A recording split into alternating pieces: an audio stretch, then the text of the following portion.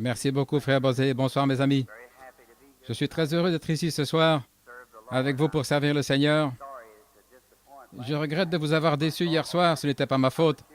J'étais ici, mais un petit quelque chose s'est produit qui a fait que les gens, quelque chose à rapport avec leurs églises, si bien que si je prêchais là-bas, tout le monde, si je prêchais ici, alors ils ne me permettraient pas de prêcher là-bas.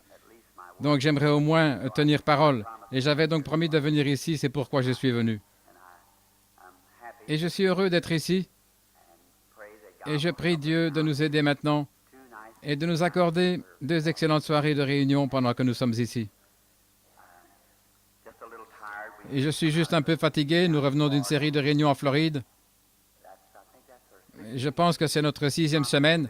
Nous avons tenu des réunions sans interruption, c'est pourquoi je suis très fatigué. Nous avons parcouru, Billy et moi, je pense, 1700 km en une nuit à bord d'un break Chevrolet. Nous avons effectué ce trajet d'environ 23 heures. J'étais des deux côtés. De toute façon, nous avons passé un bon moment à le faire. Nous sommes rentrés directement à la maison et ensuite nous sommes venus directement ici. Hier soir, j'étais très fatigué. Nous sommes rentrés un peu tard. J'étais ici vers 7 heures et nous sommes venus à la réunion. Et j'ai alors appris que quelque chose avait mal tourné dans certaines dénominations et tout. Moi, je suis interdénominationnel.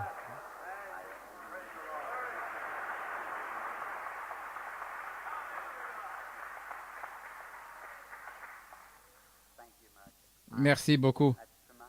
Je le dis du fond de mon cœur. Si nous sommes de l'Église interdénominationnelle, nous devons le rester. C'est pour toutes les dénominations, peu importe ce qu'elles sont.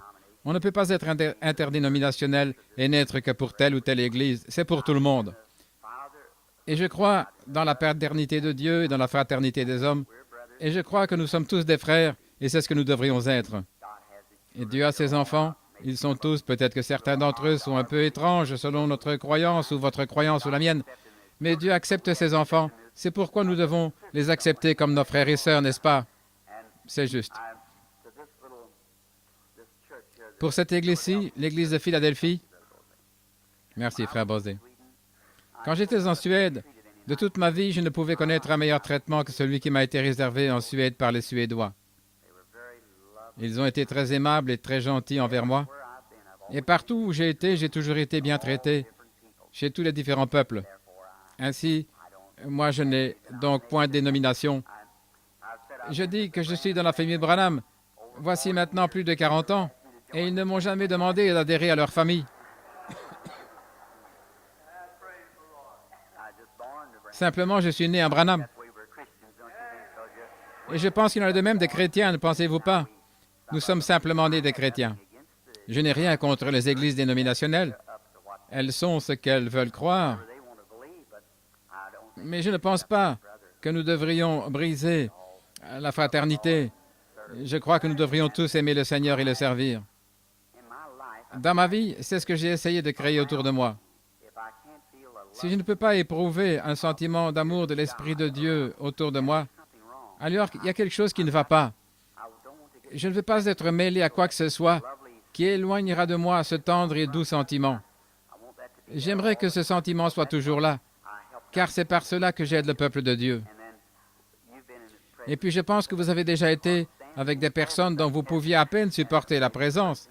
Et peut-être qu'elles maudissent et font des histoires. C'est peut-être des gens bien, mais ils sont tout simplement loin de ce genre d'esprit. Et moi, j'aime le genre qui est amical, gentil, poli, des gens qui se comportent en frères et qui sont aimables. J'aime plutôt ça. Et c'est ce que je crois. J'étais en train de réfléchir. C'est nous qui portons les fruits de Dieu.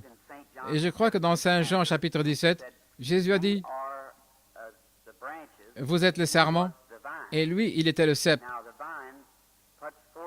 Or, le cep produit les fruits, mais ce sont les sarments qui portent les fruits. Si le sarment tire sa vie du cep, eh bien, c'est le même genre de vie qui est dans le cep. Ne le pensez-vous pas? Forcément. Eh bien, nos mains, nos lèvres et nos yeux sont les mains, les lèvres et les yeux de Dieu que nous avons ici, qu'il a sur la terre. Eh bien, il est retourné à Dieu et il a envoyé l'énergie de son esprit pour nous oindre du Saint-Esprit. Et si donc nous lui sommes soumis, alors nos mains représentent ses mains. C'est pour cette raison qu'il a dit, ils imposeront les mains aux malades et les malades seront guéris. Et quand les apôtres avaient reçu le Saint-Esprit, ils imposaient les mains aux gens. Il se passait quelque chose. Simon le magicien a compris qu'il se passait quelque chose quand Pierre imposait les mains aux gens et que ces derniers recevaient le Saint-Esprit. Il s'agit du don de Dieu. Eh bien, c'est glorieux. Maintenant, quiconque, combien parmi vous les mères, quelle mère ici ne sait pas ce que c'est l'imposition des mains? Quand un petit bébé s'agite, pleure et tout, et que la main de cette mère touche tout simplement ce bébé, ça règle la question. Le petit arrête de pleurer, il se blottit contre sa maman. C'est cela l'imposition de vos mains. C'est cela, la mère, il s'agit d'un contact. Combien parmi vous ici ont déjà eu affaire à un cheval qui était très nerveux, très turbulent, qu'un homme qui aime les chevaux lui tapote simplement la patte et lui parle juste un instant, et le tapote, qu'il pose sa main sur lui, et bien vite le cheval se calme. Et c'est pareil avec l'imposition des mains aux malades. Si Dieu nous oint pour que nous le fassions, nos mains représentent les siennes. Les seules mains qu'il possède, ce sont les nôtres. Et nous prions pour les malades. Tout d'abord pour le médecin. Eh bien, des fois, les médecins sont oints du Saint-Esprit et ils prient pour leurs patients. Et des fois, le médecin, dans le cadre de sa formation, il a étudié la science et les grandes œuvres qui nous ont aidés de différentes manières, nos hôpitaux et tout. Et le médecin entre et il a une lentille, un rayon X, à l'aide duquel ils peuvent regarder et voir une grosseur ou différentes choses qui ne vont pas, des os fracturés. Maintenant, combien c'est contraire à ce qu'était la science autrefois? Les gens disaient qu'il n'existait point de lumière en dehors de la lumière du soleil. La Bible déclare que notre corps est plein de lumière. La radiographie prouve cela. C'est de la lumière de notre corps qu'il s'agit. Cela produit une ombre, et il voit ça avec les rayons X. Eh bien, si le médecin peut palper quelque chose, qu'il peut inciser, quelque chose que l'un de ses 5 sens peut percevoir, je pense qu'aujourd'hui, nous avons des médecins très brillants, de bons hôpitaux et de bons médicaments. Et nous sommes très reconnaissants au Dieu Tout-Puissant de les avoir. Je suis reconnaissant. Et ils font tout ce qu'ils peuvent. Mais parfois, cela les dépasse. Parfois, ils n'en sortent pas. Alors, nous avons un droit parfait. Si tous les facteurs humains ont échoué, nous avons toutefois le droit de nous approcher de Dieu et de lui demander qu'il nous aide. C'est juste, il agit, il a promis de le faire. Or, le médecin ne prétend pas être un guérisseur. Il ne prétend guérir personne. Il déclare seulement assister la nature. C'est Dieu qui guérit. Eh bien, si vous fracturiez le bras, le médecin pourrait uniquement remettre le bras en place, et le médecin ne peut pas guérir le bras. Le médecin ne fait que remettre l'os en place. Dieu, c'est la nature, comme on l'appelle. C'est en fait Dieu qui guérit l'os. Si nous voulons examiner cela, le médecin pourrait arracher une dent cariée. Eh bien, maintenant, il ne guérit pas l'alvéole. Il ne fait qu'arracher la dent. Il ôte l'appendice malade, mais c'est Dieu qui guérit. Voyez-vous, les médicaments maintiennent la propreté alors que Dieu construit les tissus. Dieu est le seul créateur qui soit, n'est-ce pas juste? Et c'est lui qui crée les cellules et tout, qui édifie la foi. Eh bien, maintenant, ne serait-ce pas une chose merveilleuse si le monde entier, bien entendu, mais si le monde entier pouvait travailler dans l'unité, la fraternité et l'harmonie avec Dieu, la médecine et toutes les différentes églises dénominationnelles et toutes les races et les couleurs des gens, si seulement nous pouvions renverser cette chose et l'ôter de notre esprit et comprendre que nous sommes tous issus d'une seule personne. Oui, c'est juste. Et souvenez-vous, c'est possible qu'un certain frère soit tombé, mais n'empirez pas pour autant sa situation. Aidez-le à se relever, essayez de le ramener dans la communion de Dieu. C'est cela, mes amis chrétiens. Ma vision de ce dont le monde a besoin aujourd'hui, c'est de retourner à Dieu. Et j'ai fait de mon mieux. Et j'ai résolu de continuer à faire tout mon possible pour ramener l'homme à Dieu et pour ramener la fraternité et les sentiments de Christ parmi les gens.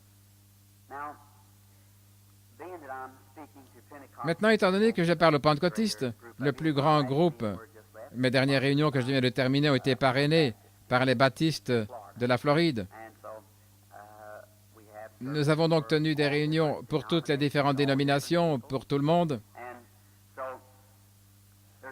Et aussi, bien des fois, nous avons trop mis l'accent sur je pense, une certaine chose. Nous avons 3000 accents, si vous voulez bien m'excuser, car ce n'est que notre groupe qui est ici ce soir, et je me sens vraiment chez moi à cette chaire, et je suis vraiment le bienvenu, je le sais, et je vous aime, et c'est pourquoi je dis ces choses. Nous avons mis trop l'accent sur nos émotions. C'est possible peut-être que nous ressentons cela aussi longtemps, que nous crions et louons le Seigneur. C'est une très bonne chose. Je pense que c'est bien. Ou peut-être parce que nous avons la puissance, peut-être, pour parler en langue, que c'est juste ça. Mais si cette Église de Philadelphie m'accepte tout simplement comme un serviteur de Dieu et m'accorde, aimeriez-vous savoir ce que je pense être le plus grand besoin de l'Église aujourd'hui? Aimeriez-vous? Là où je pense qu'il y a une déficience, il n'y a pas de travail d'âme. Les gens ne sont pas assez brisés. À ce qu'il semble, il n'y a plus de fardeau. Et donnez-moi quelqu'un qui est tellement brisé à cause des âmes perdues qu'il pleure tout simplement et désire ardemment qu'il y ait un réveil, au point qu'il ne sait plus manger, qu'il ne sait plus. Si vous lisez l'histoire du monde et l'histoire de la religion, vous découvrirez qu'il a toujours fallu ce genre d'esprit pour apporter un réveil. C'est juste. Quand Sion a éprouvé des douleurs ou est entré en travail, je pense que c'est le meilleur mot, alors elle a donné naissance à des enfants. Vous devez être brisé. Il est question de l'atmosphère de la chose. Quand vous allez quelque part, il y a des discussions, vous entrez dans ce type d'atmosphère. S'il y a quelque chose dans l'Église, quelqu'un qui est désobéissant, qui se comporte très mal dans l'Église et qui cause des ennuis, vous ne serez jamais en mesure d'avoir un réveil aussi longtemps qu'il y aura ce genre d'atmosphère autour de vous. Et il faut que tout le monde... Si vous observez quand le Saint-Esprit est venu à la Pentecôte, ils étaient tous au même endroit, d'un même accord, attendant une promesse. Et quand on a une telle attitude, frère Bosé, alors le réveil viendra, c'est juste. Et aujourd'hui, nous tenons de nombreuses grandes réunions attrayantes qui durent, comme nous les appelons dans le Sud, vous savez, c'est juste un terme qu'on utilise à la place de réveil. Mais je pense que c'est devenu simplement des réunions qui durent, c'est juste, au lieu de réveil. Car dans la nation, nous n'avons pas encore de réveil, d'après ce que je vois. Je ne vois pas. Quand nous aurons un réveil comme celui que l'on a eu lors du réveil du pays de Galles ou en Écosse, ou lors de ces réveils de l'époque de Wesley, quand il y a eu ce grand bouleversement ou un réveil mondial par John Wesley, je pense qu'à ce moment-là, nous aurons un vrai réveil. J'ai récemment remarqué dans mon ministère, les gens, ceux qui sont remplis de l'esprit, mais ils regardent pourtant ce que Dieu fait, les signes ou quelque chose qu'il accomplit, et les gens restent assis et ils disent, « Eh bien, c'est très bien. » Et vous verrez donc Dieu faire quelque chose d'autre, et les gens disent, « C'est très bien, nous apprécions ça. Dieu, un homme de bien. » C'est comme pour dire, « Eh bien, c'était ton devoir, ô Dieu. Tu as simplement fait ce qui est ton devoir. » Mais s'il y avait réellement un réveil dans l'air, quand l'une de ces choses se produit, chaque âme la saisirait rapidement et ce serait, oh là là, ça n'aurait pas de fin, ça irait simplement d'une personne à l'autre, d'une personne à l'autre, ça continuerait à avancer. Bien entendu, vous savez, je suis un Américain comme vous, mais en Afrique, où c'est censé être un pays des païens, ça devrait nous rendre plutôt honteux de voir comment ils reçoivent l'Évangile. Quand ils ont vu une seule chose surnaturelle s'accomplir, 30 000 personnes ont reçu Christ comme leur sauveur personnel en une seule fois. C'était des païens. 30 000 païens. On ne se posait pas de questions du tout. C'était tout simplement réglé. Et maintenant, je vous assure, je pense que notre peuple s'est trop appuyé sur l'instruction, la théologie et tout, et a laissé ces choses prendre la place de l'esprit. Permettez-moi de vous dire ceci en passant. Je pense qu'il s'agit d'Ézéchiel chapitre 9. J'en suis vraiment certain, je peux me tromper. Je sais que je suis tout à fait sûr. Il s'agit d'Ézéchiel 9.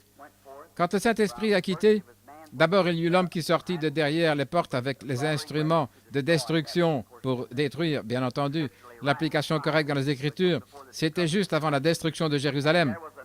Et un homme en robe blanche et portant un écritoire à la ceinture s'était avancé.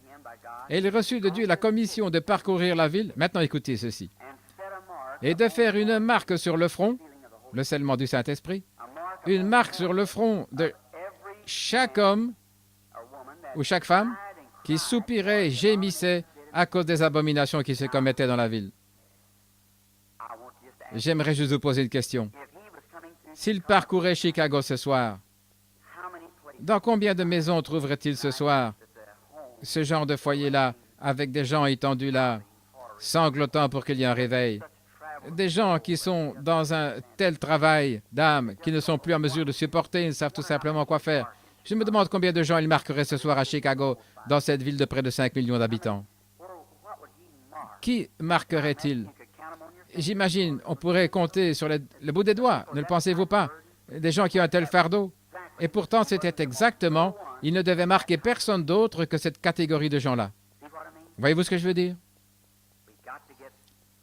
Nous devons mûrir dans la présence de Dieu. Maintenant que le Seigneur vous bénisse, j'aimerais lire une portion de sa parole ici. Ma parole est juste comme celle de n'importe quelle autre. Elle peut faillir, mais sa parole ne peut pas faillir. Et maintenant, je crois que demain matin, je dois prêcher à l'école du dimanche. Je pense que c'est ça, à 11 heures, demain à 11 heures. Et puis je me demande... Ensuite, je pense que demain soir, encore à 19h30, à la même heure, 19h, maintenant, amenez vos malades et vos affligés et réunissons-nous et prions très fort. Et je sais que Dieu va faire quelque chose pour nous. Et maintenant, je pense que c'est à ce que je sache maintenant, ce sont mes dernières réunions avant d'aller outre-mer. C'est pourquoi je sollicite certainement vos prières, vous, chers et merveilleux peuple de Chicago, que vous priez pour moi. J'en aurais vraiment besoin, comme plus que jamais auparavant. Et je crois que Dieu va faire de grandes choses pour nous outre-mer. Je suis sûr qu'il va le faire. Vous ne savez pas le bien qu'on ressent quand on se tient là et qu'on sait que l'on est défié en face par des oppositions. Mais au fond de mon cœur, je me dis, eh bien, bon, tant de gens avaient assisté aux réunions de Chicago, beaucoup d'entre eux avaient dit, certains d'entre eux sont en train de prier maintenant. Il y a forcément des gens là à Chicago qui sont en train de prier. Il y en a en train de prier à Miami, à Palm Beach. Il y en a quelques-uns ici en train de pleurer. Et quand je les considère tous dans l'ensemble, je suis alors sûr que je suis vraiment environné de prières. Cela vous rend très, très fort, je vous le dis. Vous direz en quelque sorte, maintenant Satan, regarde ici, je suis vraiment environné de prières. Je sais où on se tient. Vous êtes-vous déjà imaginé qu'à l'intérieur de notre corps, il y a un autre homme? Savez-vous ça? Qu'il y a un autre homme à l'intérieur de notre corps? Et c'est un homme esprit. Y avez-vous déjà pensé, frère Ryan? Oui, et que celui ici, dedans, l'homme intérieur, maintenant, cet homme intérieur, s'il vient de Dieu, c'est l'Esprit de Dieu, est-ce juste? Qui est à l'intérieur de notre être. Or, mon doigt ne pourrait pas bouger sans que quelque chose se fasse bouger. Il est actionné par une intelligence ici, car la pensée, d'une façon subconsciente, peut-être l'idée me viendrait, je ne suis pas obligé de penser à cela, ça semble tout simplement. Et c'est là-dessus que repose la foi. Maintenant, à vous qui êtes très malade, j'aimerais que vous saisissiez ceci avant que je lise les Écritures.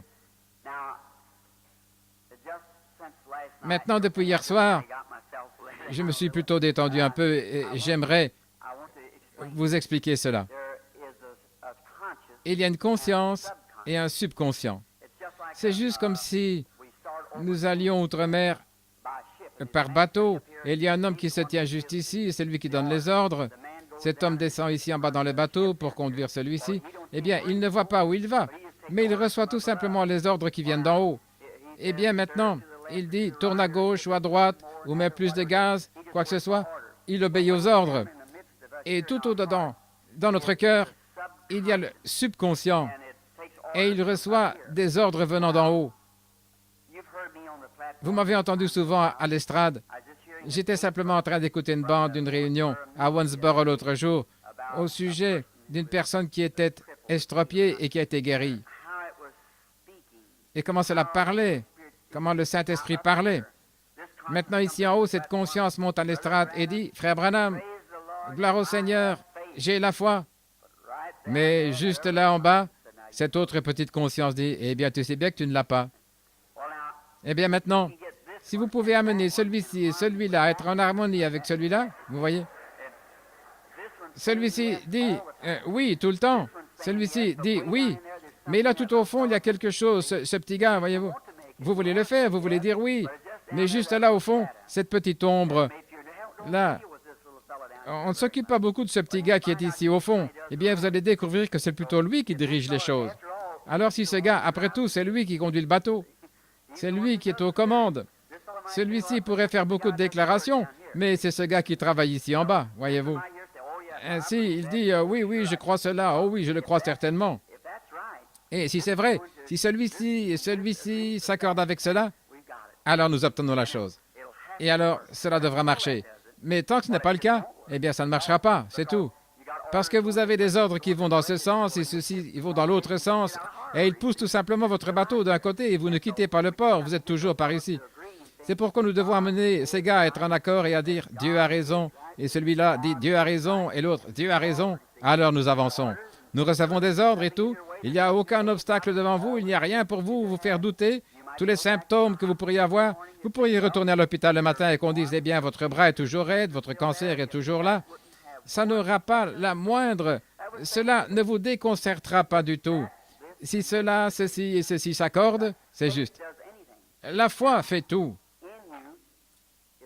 Or, Dieu est en vous. Vous qui avez le Saint-Esprit. Dieu est en vous. Croyez-vous cela? Et maintenant, Jésus a dit, « Je vous donne le pouvoir. Je vais vous montrer la faiblesse de l'Église par la grâce de Dieu. Je vous donne le pouvoir sur les esprits impurs. Vous allez les chasser. Non pas moi, mais vous. En mon nom, ils chasseront les démons. Ils parleront de nouvelles langues. Ils saisiront les serpents. Ils boiront des breuvages mortels. Cela ne leur fera pas de mal. » Pensons au grand Saint Paul. Une fois, ils ont accosté sur une certaine île. Le bateau avait fait naufrage. Dieu lui avait promis qu'il allait arriver à une certaine destination. Il retournait à Rome pour comparaître devant César. Et il croyait en Dieu. Il aidait donc les hommes. On l'avait lié avec des chaînes, il était prisonnier. Et il aidait les hommes à jeter du bois dans le feu. Et quand il y jetait du bois, une bête au venin mortel, un serpent, l'a mordu à la main. Un venin si mortel qu'une personne mordue tombait raide morte après une minute ou deux. Et ainsi, les indigènes ont dit, cet homme a des chaînes, c'est un prisonnier, ça doit être un meurtrier, parce qu'il peut avoir échappé à la tempête, mais il ne va pas en réchapper à ce serpent, il va mourir. Maintenant, écoutez. Un moment, après, Paul a regardé, il a vu ça, ceci et cela s'était accordé. Il n'y avait pas la moindre crainte. Il a dit, ils saisiront des serpents, ils ne leur feront pas de mal. Il a considéré cette morsure mortelle sans crainte. Quand vous avez peur, alors Satan s'en mêle. Satan, c'est la crainte, mais l'amour parfait chasse toute crainte. Voilà, je suis l'homme de Dieu, voilà.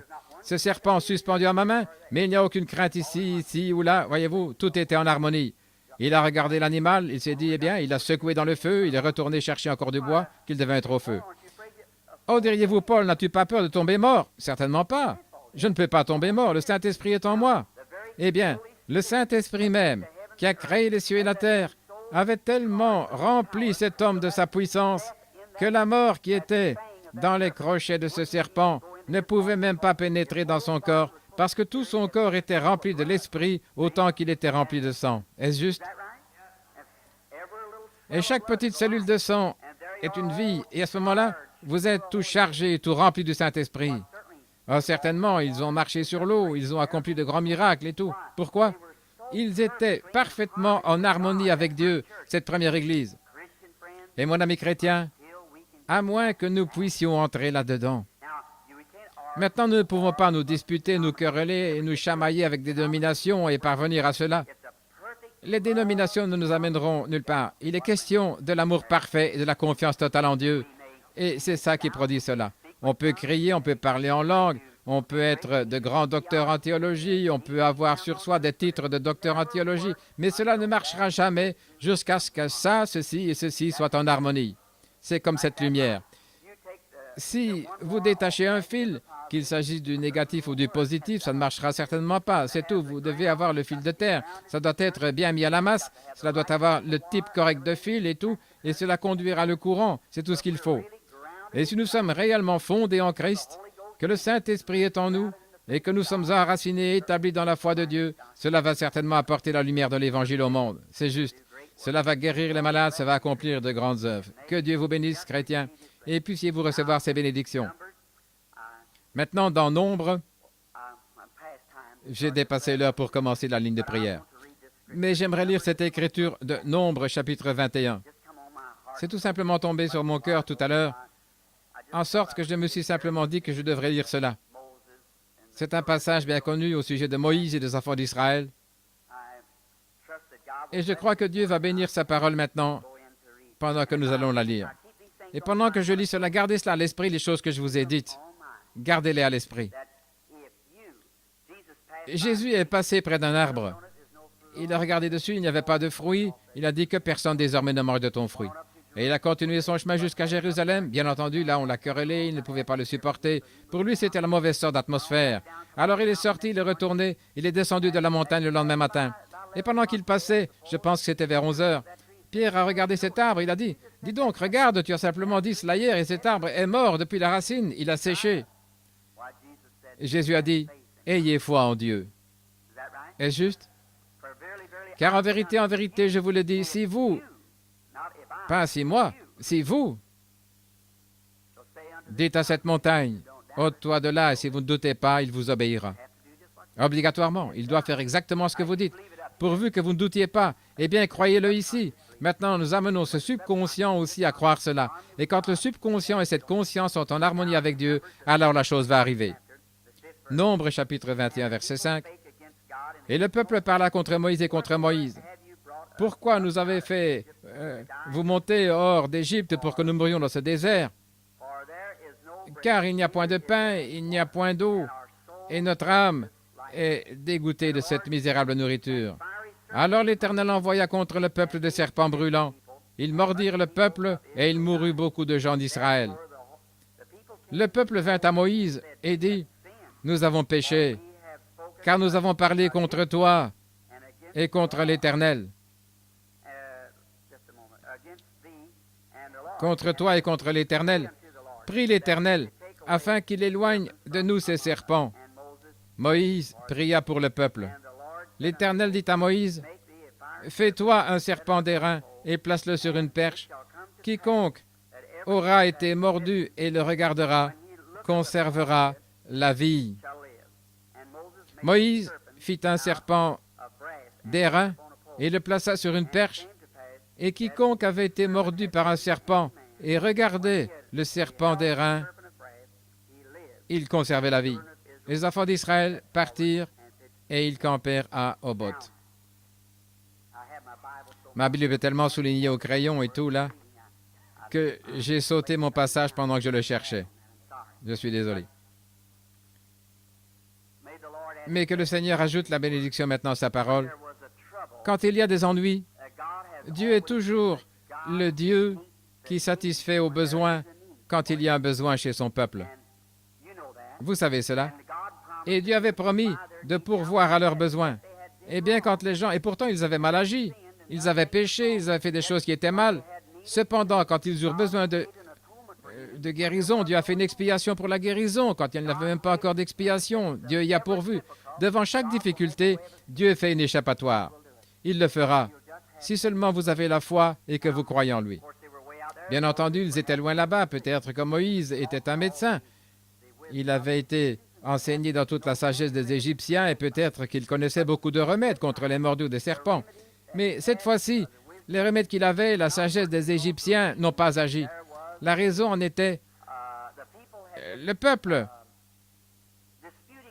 s'était disputé avec Moïse et il disait, « Pourquoi nous as-tu amenés dans ce désert? » Il se plaignait constamment et cela a engendré le péché. Et le péché est la cause directe ou indirecte de la maladie. Avant qu'il y ait le péché, nous n'avions pas de maladie. Donc, pour commencer, la maladie est un attribut du péché. Peut-être qu'il ne s'agit pas de ce que vous avez fait, mais de ce que vous avez hérité, car Dieu a promis que cela irait même jusqu'à la 3e et à la 4e génération, qu'il punirait la désobéissance des parents par la maladie. Et parfois, il y a un bon médecin. Si vous allez chez un médecin, et que ce soit un bon médecin, vous direz, « Docteur, j'ai mal à la tête. » Eh bien, s'il se soucie de son patient, il ne dira pas, « Oh bien, prenez une aspirine et rentrez à la maison. » Il ne fera pas ça. D'abord, il va faire un diagnostic du cas jusqu'à ce qu'il trouve ce qui est juste la cause. s'il y a quelque chose qui provoque ce mal de tête, peut-être qu'une aspirine va l'arrêter, je ne sais pas. Mais si c'est un bon médecin, il ne va pas se débarrasser de vous comme ça. Il le fera du mieux qu'il peut. Et s'il disait, eh bien, peut-être que vous avez l'appendicite, nous allons simplement vous opérer. Eh bien, s'il ne fait pas le diagnostic du cas, ce serait tout de même contraire à l'éthique. Voyez-vous, il doit d'abord trouver la cause. Et maintenant, c'est ainsi avec Dieu dans ces réunions.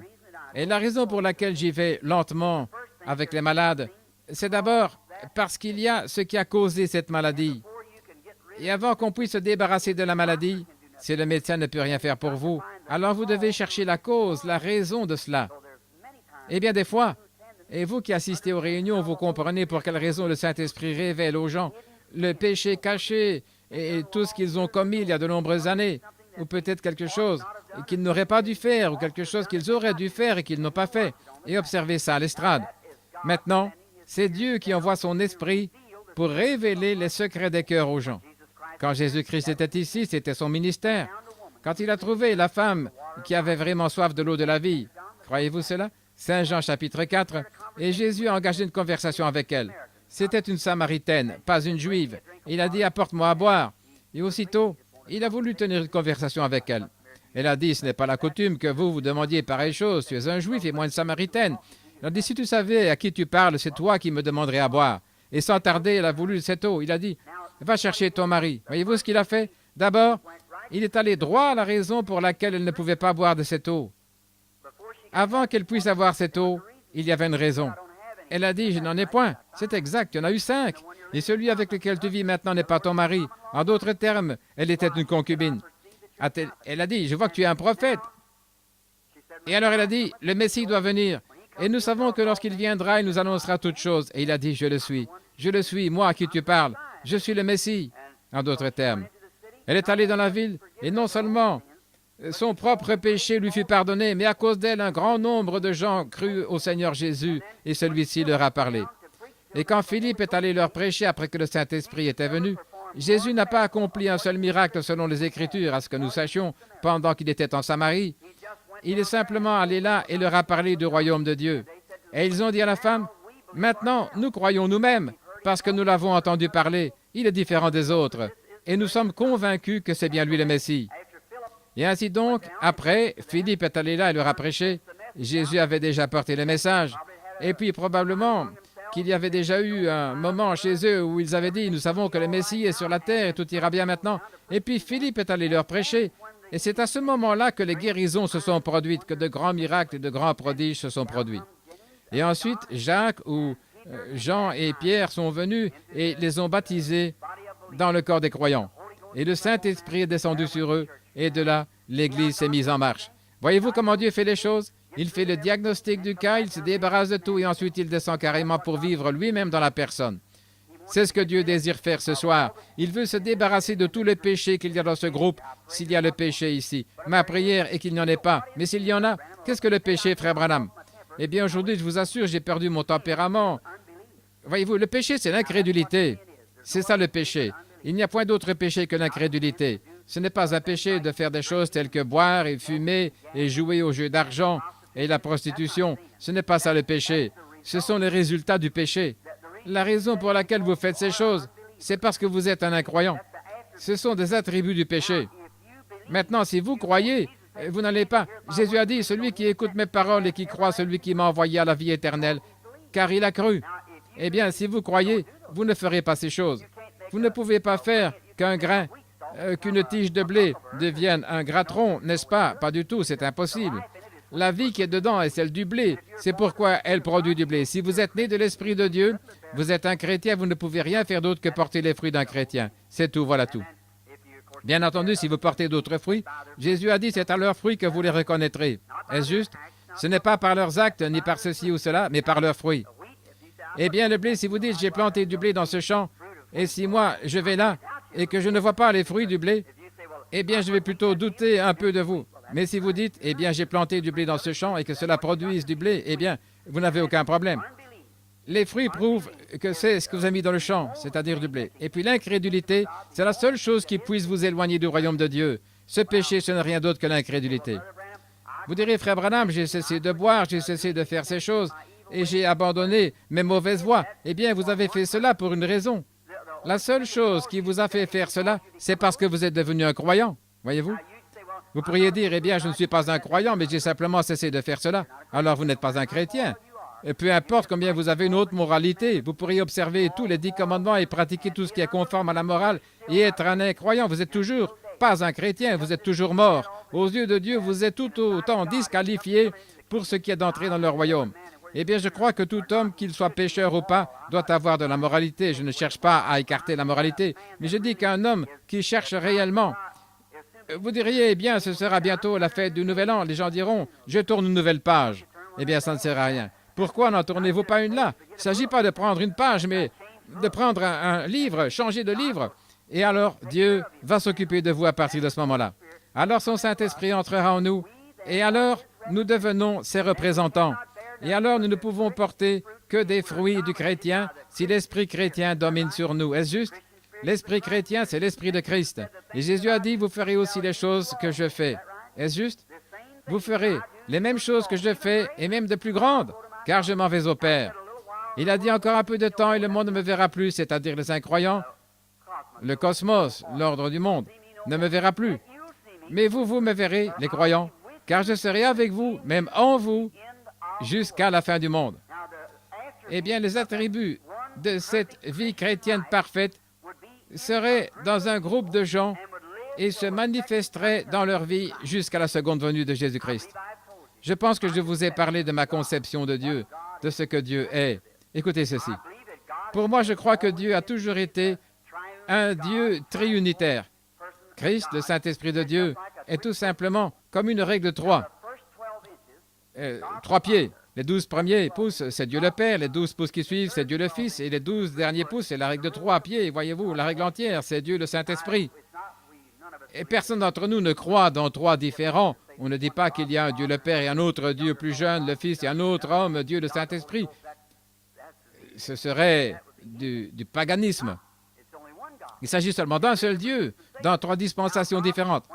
Maintenant, quand Dieu est descendu ce matin sur le mont Sinaï et que Moïse a écrit, il est monté là-haut pour recevoir les commandements, il était dans une colonne de feu. N'importe qui sait que c'était Dieu le Père, n'importe qui sait que c'est ça, l'ange de l'Alliance. Et l'ange de l'Alliance, c'était Jésus-Christ, c'est juste? C'est ce que dit la Bible. Maintenant, le voilà dans la colonne de feu. Personne ne pouvait le toucher. Il est saint. Personne ne peut l'approcher. Absolument pas. Et quand il est descendu sur cette montagne pour écrire de son propre doigt ses commandements que Moïse devait placer dans l'arche, les éclairs brillaient, les tonnerres grondaient, et la terre trembla si fort que Moïse lui-même fut terrifié. Et le peuple dit que Dieu ne parle pas de peur que nous mourions, que Moïse nous parle, mais pas Dieu. Et même si une bête touchait cette montagne, elle devait être transpercée avec une flèche. Elle devait être mise à mort, parce que la montagne était sainte, Dieu était là-haut. Maintenant, observez l'amour de Dieu. Cela devrait vous amener à vous mettre à prier pour un réveil. Dieu condescendant, descendant, se révélant. Alors Dieu apparut là dans la colonne de feu. Et puis la fois suivante qu'il est apparu sous une forme visible, c'était lorsqu'il est apparu sous la forme de son Fils Jésus-Christ. Il a couvert une vierge de son ombre, il a créé une cellule de sang dans son sein, laquelle a produit le Fils de Dieu. Et Dieu était en Christ, réconciliant le monde avec lui-même. Est-ce juste? Jésus a dit, ce n'est pas moi qui fais les œuvres, c'est mon Père qui demeure en moi. C'est lui qui fait les œuvres, ce n'est pas moi. Je fais seulement. On lui a posé la question quand il a passé ses infirmes ce jour-là, il n'a guéri qu'un seul homme qui souffrait de la prostate ou quelque chose comme cela. On a dit, pourquoi n'as-tu pas guéri les autres? C'est comme les gens le disent aujourd'hui, oh, tu as simplement laissé qu'il guérisse celui-ci, qu'il guérisse celui-là, je le croirais. Eh bien, ce sont les mêmes critiqueurs aujourd'hui. Il a dit, je ne fais rien, moi, que mon Père me le montre premièrement, alors je fais ce qu'il me dit de faire. Eh bien, le Père est en moi, et ce qu'il me dit de faire, je le fais. Ça, c'était Dieu sur la terre. La Bible dit qu'il sera appelé Emmanuel, ce qui signifie Dieu avec nous. Est-ce juste? Et voilà Dieu en tant qu'un Dieu condescendant, descendant maintenant. Il est sous la forme de l'homme. Maintenant, suivez. Il s'est rapproché un peu plus de l'homme. Et maintenant, il devait donner ce sang qui était un sang pur, venu non pas par le sexe, mais par une naissance virginale. Et il a donné ce sang pour purifier les cœurs des hommes et des femmes nés du sexe, comme vous et moi. Et il nous a purifiés de nos péchés, afin que Dieu lui-même, maintenant, dans la 3e personne, vivent dans le cœur humain. Dieu a tant aimé ses créatures. Oh, quand j'y pense, mon cœur se fond. Comment donc ce grand Jéhovah, qui s'était tenu là et qui a créé l'univers, qui a créé toutes choses. Je suis allé là, mon Palomar, et j'ai regardé à travers ce télescope, et j'ai vu là 120 millions d'années-lumière, et j'ai vu des mondes, des systèmes solaires. Le système solaire, là, les mondes, et les autres soleils, lune, monde et étoiles, à 120 millions d'années-lumière. Et puis au-delà, il y a encore des mondes, des lunes et des étoiles. Et ce Jéhovah Dieu, qui a créé toutes ces choses, est descendu lui-même pour vivre dans votre cœur et dans mon cœur. Avant de le faire, il a dû nettoyer son chemin. Il a dû leur montrer la loi et les commandements. Ensuite, il a dû descendre pour leur montrer l'amour et puis ouvrir carrément son chemin dans le cœur de l'homme. Et maintenant, Dieu est en nous. C'est juste. Maintenant, nous sommes ses mains sur la terre. Nous sommes ses yeux sur la terre. Nous sommes son évangile sur la terre. Et l'évangile ne consiste pas uniquement en la parole. La parole rendue manifeste, c'est ça l'évangile. L'évangile n'est pas venu en parole seulement, mais avec la puissance et la démonstration du Saint-Esprit. Allez par tout le monde et démontrez la puissance du Saint-Esprit à toutes les nations. Eh bien, au lieu de ça, nous nous mettons à enseigner la théologie. Et nous avons fait 2000 ans, et 2 tiers des habitants de la terre n'ont jamais entendu parler de Jésus-Christ. 2 tiers ne savent rien du tout de Jésus-Christ. Pensez-y. Eh bien, vous direz, c'est là-bas, dans les pays des païens. C'est pratiquement aux États-Unis d'Amérique.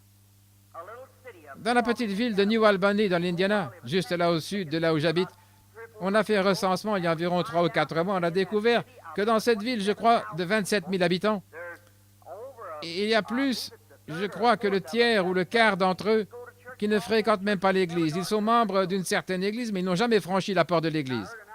Et j'ai entendu une analyse sur Boston, le nombre d'enfants qui sont dans la délinquance juvénile. Le capitaine Al-Farrar, un ami personnel, il est responsable du FBI. Il a reçu le Saint-Esprit lors de mes réunions, alors qu'il me filait depuis 2 ans pour m'attraper, pour voir ce que je faisais. Il est venu à Dallas, ou plutôt à cette grande réunion ce soir-là. Il s'est tenu là. Et il a dit, j'aimerais... Vous savez, mon travail, c'est de démasquer le supercherie. Et il a dit, je l'ai filé depuis 2 ans, et ce n'est pas de la supercherie. Il a dit ceci, c'est la puissance du Dieu Tout-Puissant. Et le jour suivant, au stand de tir où il m'avait amené, il a dit, frère Branham, il avait renvoyé sa voiture, il est entré dans cet endroit, il a dit, je voudrais recevoir le Saint-Esprit, je veux naître de nouveau. Eh bien voilà, il va prendre sa retraite d'environ 1 an et il veut m'accompagner dans la réunion. Oui, la délinquance juvénile. Maintenant, tous ces jeunes qui sont dans la délinquance, on a fini par découvrir que des milliers, des dizaines de milliers de ces enfants n'ont jamais été à l'Église. Ils ne savent rien de Dieu, ils ne connaissent que des jurons. C'est tout ce qu'ils savent. Eh bien, voyez-vous, on ne trouve pas cela dans un pays de païens, c'est aux États-Unis. Et maintenant, je vais dire ceci avant de clôturer. Je crois que si Dieu leur a donné la clé passe-partout autrefois au commencement, quand il leur a donné la puissance, il a dit, allez démontrer cette puissance dans le monde entier. Je serai avec vous. Cette première église, oh là là, qu'est-ce qu'elle a mis le monde en pièces? C'est les chrétiens. Le monde fut pratiquement christianisé en une seule décennie, une seule génération de disciples. Ensuite, ils ont laissé ça et la génération suivante a commencé à s'organiser. Et à la 3e génération, à l'époque des âges sombres, c'est alors que l'Église catholique s'est constituée. Et puis à partir de là, ils ont commencé avec la théologie. Martin Luther, John Wesley, Calvin, Knox et tous sont apparus. Et la chose entière était uniquement basée sur la théologie. C'est juste. Et ils n'ont pas réussi à retourner là. La chose même que Dieu leur avait défendue, ils le font au nom de Jésus-Christ. Il n'est pas question d'instruire le monde, mais de prêcher l'Évangile et de démontrer la puissance de Dieu. Et aujourd'hui, dans nos églises, commencez seulement cela dans l'église et voyez ce qui arrive. Mais on vous montre. La porte, voyez-vous, et la clé passe partout. C'est la chose qu'ils ont laissée de côté, la pierre angulaire. Quand là, autrefois, les bâtisseurs ont commencé à construire le bâtiment, les pierres étaient taillées dans le monde entier. Eh bien, vous allez comprendre pourquoi je suis interdénominationnel. Voyez, les francs-maçons qui sont ici et les autres, ceux qui connaissaient l'ordre, on taillait les pierres, on les transportait jusqu'à Jopé et ainsi de suite, et les chars à bœufs les faisaient descendre, les hauts cèdres du Liban, on les taillait et tout, on les faisait descendre. Et quand tout était entassé en dehors de Jérusalem, pendant 40 ans, on n'entendait pas un seul crissement de scie ni de coups de marteau. Eh bien, voici venir une pierre taillée comme ceci et une pierre autrement. Et ils découvraient que chaque pierre s'ajustait parfaitement à sa place. C'est ce que je pense de ceux qui croient en Dieu. Chacun de nous a une place dans ce bâtiment. Nous ne sommes peut-être pas comme l'autre, mais nous avons une place à occuper ici. Chaque chrétien est de nouveau. Eh bien, les bâtisseurs, pendant qu'ils commençaient à avancer, ils sont tombés sur une pierre ayant une forme bizarre. Ils ont dit, nous ne pouvons pas utiliser ça. Cette pierre ne sert à rien, c'est une pierre bizarre. Et ils l'ont jetée quelque part dans un tas de mauvaises herbes et ils ont continué et progressé dans la construction du bâtiment. Et finalement, ils se sont rendus compte, quand ils sont arrivés à un certain niveau, ils ne pouvaient pas aller plus loin. Ils se sont arrêtés, ils ne pouvaient pas aller plus loin. Et que la pierre même qu'ils avaient rejetée était la principale de l'angle. C'est là qu'on en est aujourd'hui, frères, sœurs. Nous avons adopté la théologie, nous avons adopté l'instruction. L'instruction, c'est une bonne chose, mais c'est le plus grand obstacle que l'Évangile ait jamais eu, l'instruction. Eh bien, je ne dis pas ça parce que je veux que vous soyez illettrés ou quelque chose comme ça. Vous ne devriez pas être illettrés. Mes frères, les gens ont tout basé sur l'instruction, sur la théologie, et voyez ce qu'ils ont fait. Ils ne sont pas en mesure de fournir une seule évidence de la résurrection de Jésus-Christ. Ils ne sont pas différents des Mahométans. Les Mahométans vous font face et ils vous défient. Il n'y a pas longtemps, le docteur Reedhead, de la mission soudanaise qui a reçu le baptême du Saint-Esprit, un homme merveilleux, il était chez moi. Il a dit, frère Branham, il a des diplômes et des diplômes et des diplômes. Il disait, mais les docteurs ont-ils été dans l'erreur? J'étais là, je les ai vus jeter les meubles et ainsi de suite, tout ça dans les réunions, ce qu'on appelle les saints exaltés et tout. Il a dit, mais ce que j'ai de me dire, c'est ceci. Malgré tout ce que j'ai vu et tous les diplômes que j'ai, mon cœur a soif de Dieu. Vous y voilà. Quelqu'un qui est au plus haut niveau du fondamentalisme. Maintenant, mon cœur a soif de Dieu. Il a dit, recevoir le Saint-Esprit, après que vous avez cru, cela existe-t-il? C'est juste, voyez-vous. Et considérez Bouddha. Bouddha est mort il y a 2300 ans, le grand leader religieux de la Chine.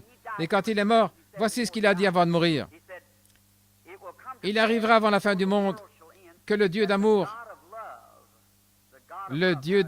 eh bien ça c'est un Dieu de dictature, vous savez. Le Dieu d'amour enverra ses serviteurs, ses prophètes ici sur la terre, et ils viendront d'une manière telle qu'ils ne laisseront pas de traces derrière eux. C'est par avion, quand ils seraient, voyez. Ils avaient assez de jugeotes, mais là ils avaient l'apparence de la piété et reniaient la chose.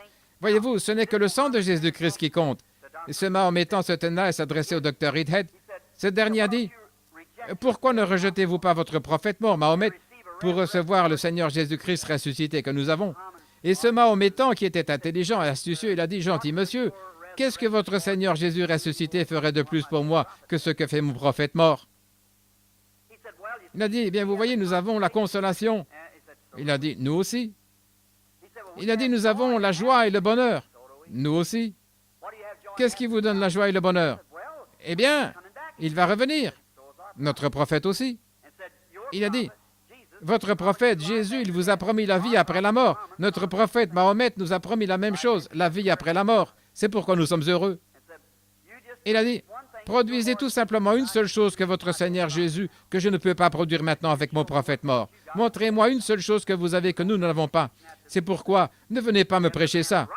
Et cet homme a raison. Il s'est tourné vers le docteur Reedhead, il a dit, « Écoutez, monsieur, vous qui dites que Jésus est ressuscité des morts, quand Jésus est ressuscité des morts, s'il est ressuscité, il a dit, vous ferez aussi les œuvres que je fais. Et il a promis de grands signes aux croyants et à vous, les enseignants. Il a dit, que je vous vois tous faire les signes qu'il a promis qu'il ferait, alors je croirai qu'il est ressuscité des morts. » C'est juste, oh bien, nous prêchons l'Évangile dans le monde entier. Il a dit, nous aussi. Il a dit, que je le vois accomplir ces miracles. Laissez-moi vous dire une chose. Vous tous, vous avez eu 2000 ans, et pourtant, nous avons la plus grande religion qui soit. C'est juste. Les Mahométans sont les plus nombreux. Le christianisme occupe la 3e place. L'islam est la plus grande, quant au nombre des adeptes dans le monde. Et il a dit, et 2/3 du monde ne savent rien du tout de votre Seigneur Jésus ressuscité. Que notre Mahomet ressuscite des morts. Il a dit, le monde entier le saura. C'est juste. Et le docteur Reedhead a dit qu'il était convaincu. Et il était bel et bien. Et c'est ce qui lui a donné la soif de Dieu. Frères et sœurs, je suis ici pour vous affirmer que le Seigneur Jésus-Christ est ressuscité des morts. Il vit aujourd'hui parmi nous. Et il fait les mêmes choses et produit exactement ce qu'il a dit qu'il ferait. Il est le même Seigneur Jésus ressuscité. S'il le fait, et ce n'est que par sa grâce souveraine, ce n'est pas à cause de moi. Je suis son serviteur comme toute personne assise ici. comme le petit garçon qui est un chrétien ou la petite fille. Tout le monde, peu m'importe de qui il s'agit, ça importe peu. Il n'y a pas de grands personnages ou de petits personnages dans le royaume de Dieu. Nous sommes tous dans le royaume de Dieu par la grâce de Dieu, c'est tout. Il n'y a pas de grands ni de petits. Nous sommes tout simplement tous frères et sœurs. Quelqu'un tient cet office-ci et cet autre cet office-là. Mais je lisais quelque chose et je crois que c'était sur Charles Finney, l'un des plus grands évangélistes de ce jour, un avocat converti. Un vieil homme se mourait de la tuberculose et avant de mourir, il avait mis sa face contre terre et avait pleuré et prié. Et quand il se relevait, il a dit, « Eh bien, j'ai pu faire la prière de la foi pour une certaine ville. Dieu va envoyer un réveil dans cette ville. » Et il s'est limité à environ 30 différentes villes. Et après que cet homme fut mort et parti, Finney a rendu visite à sa veuve et il a pris sa ville et ses réveils se sont produits très exactement comme l'homme l'avait dit. Pourquoi? Parce qu'une âme qui agonisait, une âme dans la présence de Dieu, en toute sincérité, avait fait bien plus pour apporter un réveil que toutes les écoles qu'il y avait au monde. C'est juste. Une seule âme qui avait prié avec instance. Je vous l'assure à chacun de vous, le grand réveil de l'Est, il y a de nombreuses années en Afrique, quand ces Otanto et tous ceux qui étaient là ont eu un réveil, la chose même qui était à la base de cela ne provenait pas du tout de leurs enseignements ni de leurs grandes écoles. C'était venu par un pauvre petit homme de couleur, sans instruction, illettré, là-bas, dans une petite hutte qui était restée sur sa face jour et nuit dans la poussière et qui a prié jusqu'à ce que Dieu envoie un réveil qui a balayé tout l'Est et le Nord de l'Afrique pour faire entrer dans les gens dans le royaume de Dieu.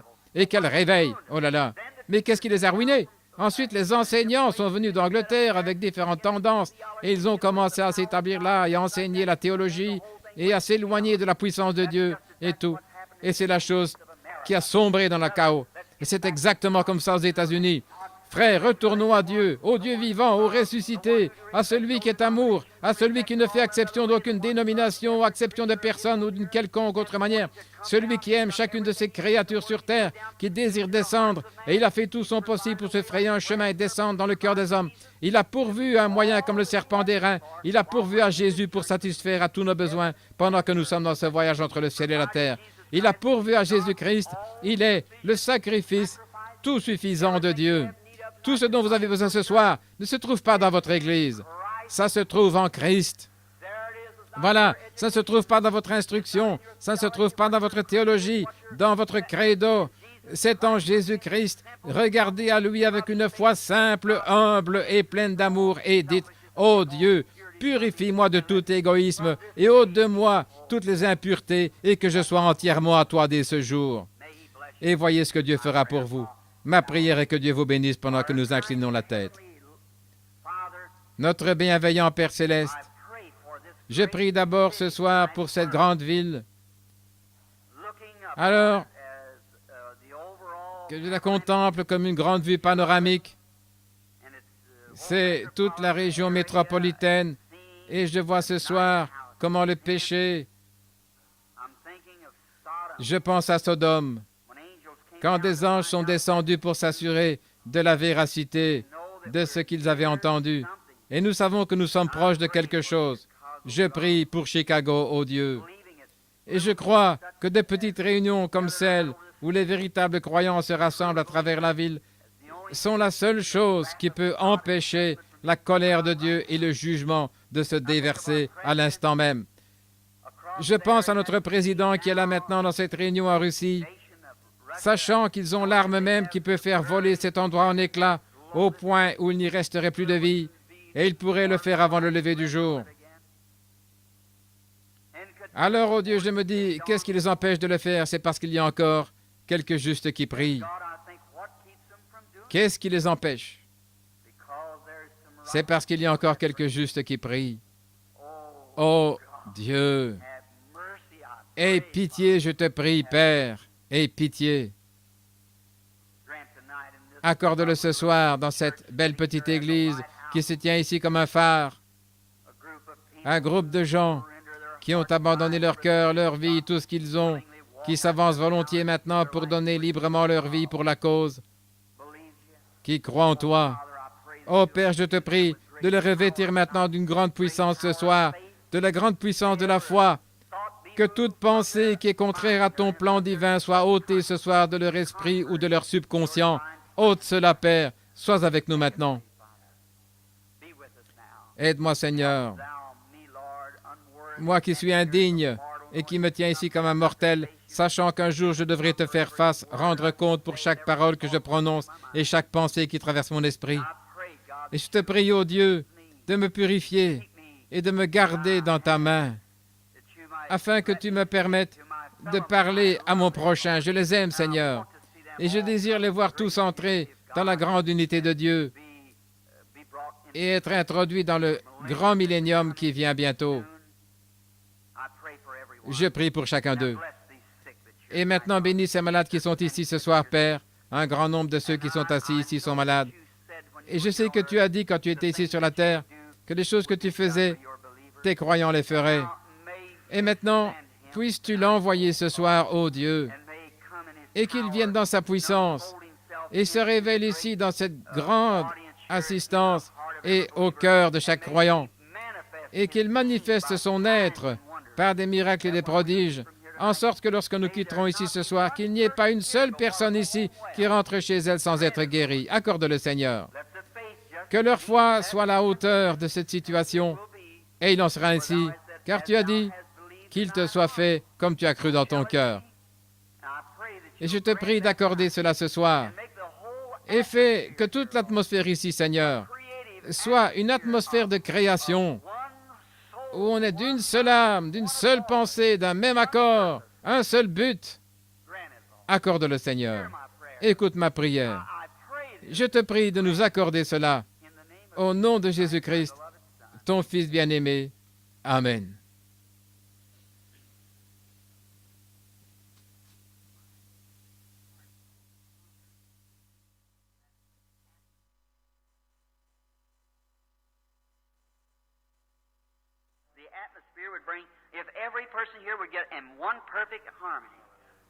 Mon cœur a tellement soif de voir cette atmosphère. Vous voyez, c'est l'atmosphère qui crée cela. Si tout le monde était dans une parfaite harmonie, la chose serait réglée. Comme dans le naturel, vous voyez, pour qu'un œuf éclose, on le met sous la poule et il éclora parce que c'est une question d'atmosphère, c'est la chaleur.